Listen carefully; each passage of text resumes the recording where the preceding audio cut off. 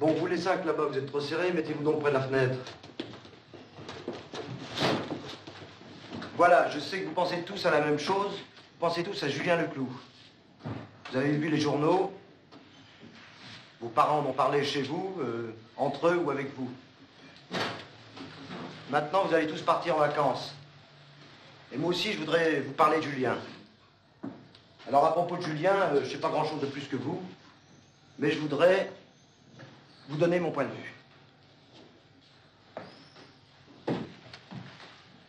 D'abord, d'après ce qu'on m'a dit, Julien sera pris en charge par l'assistance publique et il va être placé dans une famille.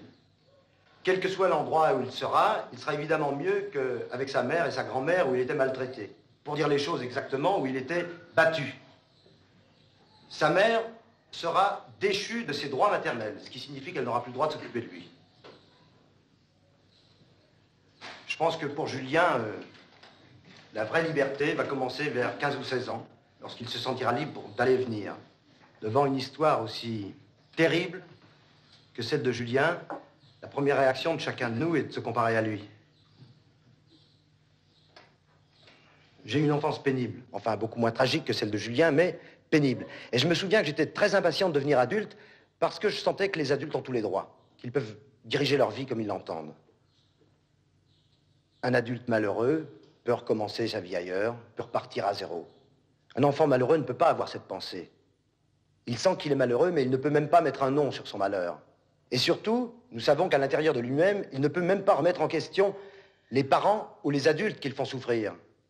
Un enfant malheureux, un enfant martyr, se sent toujours coupable. Et c'est cela qui est abominable.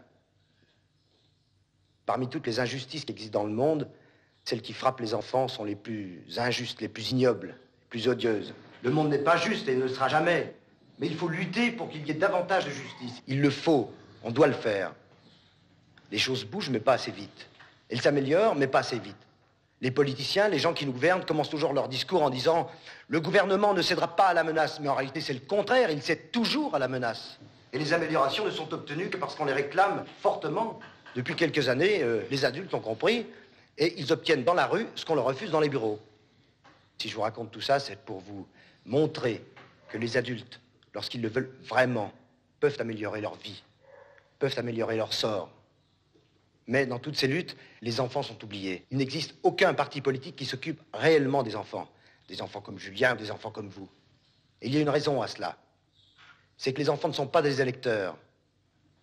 Si on donnait le droit de vote aux enfants, vous pourriez réclamer davantage de crèches, davantage d'assistantes sociales, davantage de n'importe quoi, et vous l'obtiendriez, car les députés voudraient avoir vos voix. Par exemple, vous pourriez obtenir le droit d'arriver 1 heure plus tard à l'école en hiver, au lieu de venir en cours dans la nuit.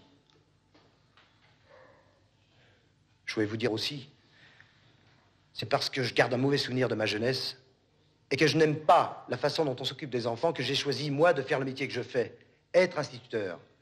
La vie n'est pas facile, elle est dure. Et il est important que vous appreniez à vous endurcir pour pouvoir l'affronter. Attention, je ne dis pas à vous durcir, mais à vous endurcir. Par une sorte de balance bizarre, ceux qui ont eu une jeunesse difficile sont souvent mieux armés pour affronter la vie adulte que ceux qui ont été très protégés ou très aimés. C'est une sorte de loi de compensation. La vie est dure, mais elle est belle, puisqu'on y tient tellement.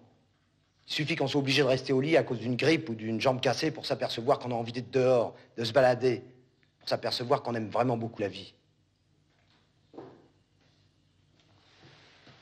Bon, maintenant vous allez tous partir en vacances.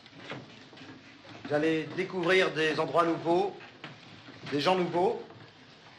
Et puis à la rentrée, vous passerez tous dans la classe supérieure. Je vous signale que les classes seront mixtes l'an prochain. Et puis vous verrez, le temps passe très vite. Et un jour, vous aurez aussi des enfants. Alors j'espère que vous les aimerez et qu'ils vous aimeront.